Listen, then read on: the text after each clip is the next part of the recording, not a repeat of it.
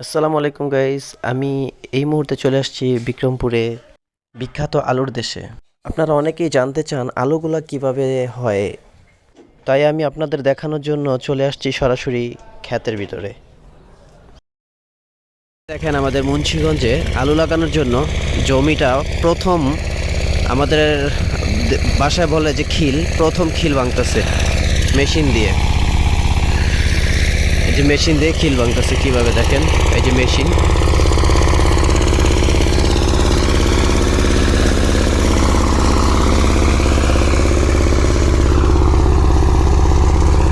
ওনারা এখানে একটা পাক, এখানে আরেকটা পাক, ওনাদের হিসাবে ওনারা এই খিলগুলো ভাঙে। চাইলে আমরা আমরা করলে হয়তো এলোমেলোভাবে করব, কিন্তু দেখেন ওনাদের পাকটা, ওই পাকটা যখন শেষ হয়ে যাবে তখন ওনারা দুইটা পাক নিচ্ছে, এখানে একটা পাক এখানে একটা পাক, একটা শেষ হয়ে গেলে আরেকটা থাকবে, এটার সাথে আবার আরেকটা যোগ করবে, এটার সাথে আবার এখানে আরেকটা নেবে। এই যে পুরোটা খ্যাতি কিন্তু এই মুহূর্তে খিল আছে, পুরোটা খ্যাতি এভাবে মেশিন দিয়ে চাষ করবে। এই যে ক্ষেতের ভিতরে সারের বস্তাগুলো দেখতেছেন পড়ে আছে, এগুলো কিছুক্ষণ পরে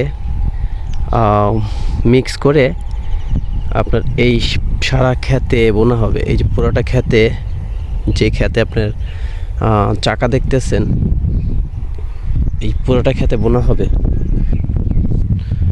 বস্তাগুলো দেখতেছেন যে অনেকগুলো বস্তা, কিন্তু যে বস্তাগুলো দেখতেছেন এগুলো আসলে একই সার না, এক একটা বস্তার ভিতরে এক একটা সার, ইউরিয়া সার, টিএসপি সার, পটাশ সার, মানে তিন চার আইটেমের সারের বস্তা এখানে ফেলে রাখা আছে। এই যে এইভাবে এখানে মিক্স করা হবে এখন চটের উপরে। একটু আগে যে সারগুলো আপনাদের দেখালাম, দেখেন এই সারগুলো চটের মধ্যে রেখে সমস্ত সারগুলো মিক্স করা হচ্ছে। এখানে বিভিন্ন প্রকার সার আছে, ইউরিয়া, পটাশ, টিএসপি, অনেক রকমের সার। তো এই যে সারগুলো মিক্স করে বলে করে নিয়ে দেখেন, এই যে ক্ষেতের মধ্যে সবাই বুনতেছে, ক্ষেতের মধ্যে সবাই সার বুনতেছে বলে করে। তো এইভাবে এই যেই চাকার ক্ষেতটা দেখতেছেন, এই পুরা ক্ষেতটাই জায়গায় জায়গায় দেখা যাচ্ছে। ওই যে আরেকটু সামনেও অন্য অন্য গিরস এটা এভাবেই করতেছে। তো এখন আলু লাগানোর সিজন, তো পুরোটা ক্ষেতের মধ্যেই যে যার যার ক্ষেতে এগুলো করতেছে। তো এই সারটা ক্ষেতের মধ্যে এটা সার বুনবে, এদিকেও সার বোনা হয়েছে। এই যে ছোট ছোট সারগুলো পড়ে আছে, ওনারা এখানটা বুনে গেছে। তো এই যে সারগুলো দেখা যাচ্ছে, এটা যখন পুরোটা কমপ্লিট হয়ে যাবে তখন ওই যে দূরে মেশিন দেখা যাচ্ছে, ওই মেশিনটা এখানে এসে এই মাটিগুলোকে মিক্স করবে, এলোমেলো করে দিবে। এই যে দেখেন সারগুলো কীভাবে বলে করে নিয়ে যাচ্ছে। এই সারটা নিয়ে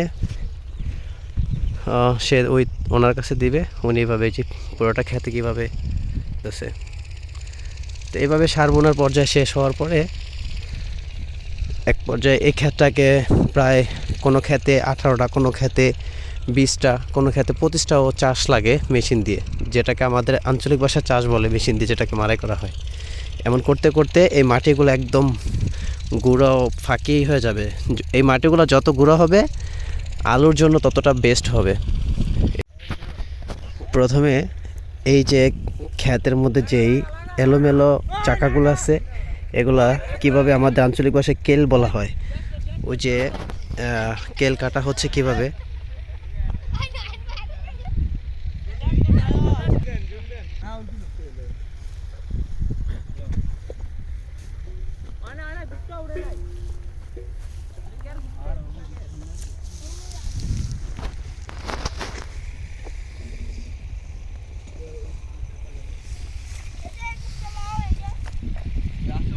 এই যে কেলগুলো কিন্তু অবশ্যই সোজা হতে হবে।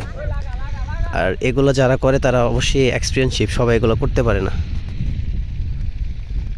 এইভাবে পুরাটা ক্ষেত আপনার কেল করা হয়েছে, বা এই যেগুলো যেগুলো বাকি আছে এগুলো শেষ করবে। এই কেলটার পরে দেখেন সবাই কিভাবে আলু এটার মাঝখানে বুনতেছে। এই যে এগুলো কিন্তু সবই আলু, এই যে গ্যাপে গ্যাপে আলু, এগুলো হচ্ছে আলু। প্রত্যেকটা ক্ষেতে এভাবে এক পর্যায়ে এগুলা কেল করে দিচ্ছে, আর এক পর্যায়ে সবাই এভাবে আলু লাগাচ্ছে। এই যে এগুলা আলু লাগানো শেষ।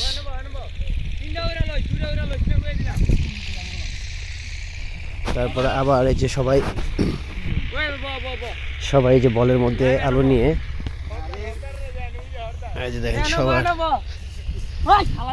সবার বলে আলু, সবাই এই যে আলু লাগাচ্ছে।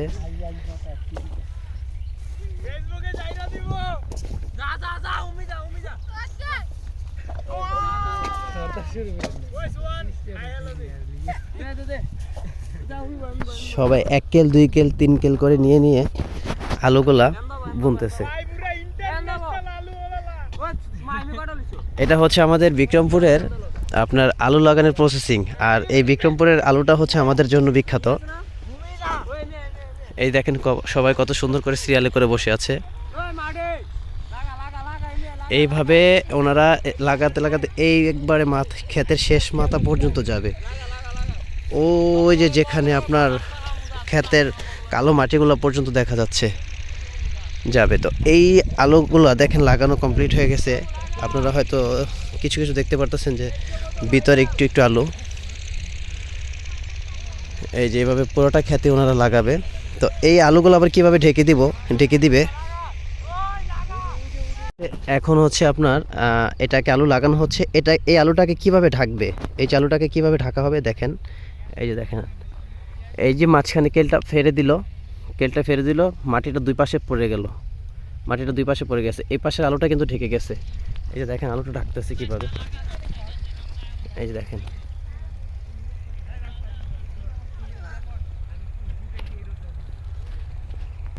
তারপরে দেখেন এই যে এই কেলটা টানার পরে এ পাশে আলুটা ঢেকে গেল। তো এখানে মাঝখানে এই যে জিনিসটা,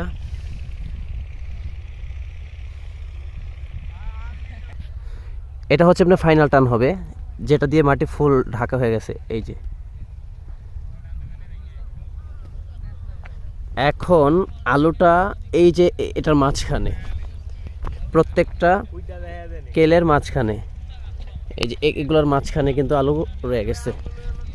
তো এই যে আলুটা এই আলুটা ঢাকা হয় নাই, এই যে আলুটা দেখা যাচ্ছে।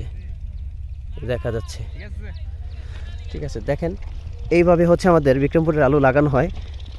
তারপরে এটা খ্যার দিয়ে ঢেকে দেওয়া হবে। আশেপাশে যে ক্ষেতগুলো লাগানো হয়েছে এইভাবে, এটাকেও একটু পরে এমন হবে। তো তারপরে 15 থেকে 20 দিন পরে ভিতর থেকে আলু গাছ উঠে যাবে। এই যে সবাই আলু লাগাচ্ছে খুব মজা করে। অবশ্য এই সময়টা আমাদের বিক্রমপুরের মানুষের জন্য খুব একটা এনজয়েবল টাইম। এখন যে অবস্থা দেখতেছেন, আলু লাগানো শেষ। এই যে উঁচা উঁচা কেল দেখা যাচ্ছে, এটার মাঝখানে ছোট ছোট আলুগুলা লাগানো আছে। এখন এগুলা খ্যার দিয়ে ঢেকে দেওয়া হবে।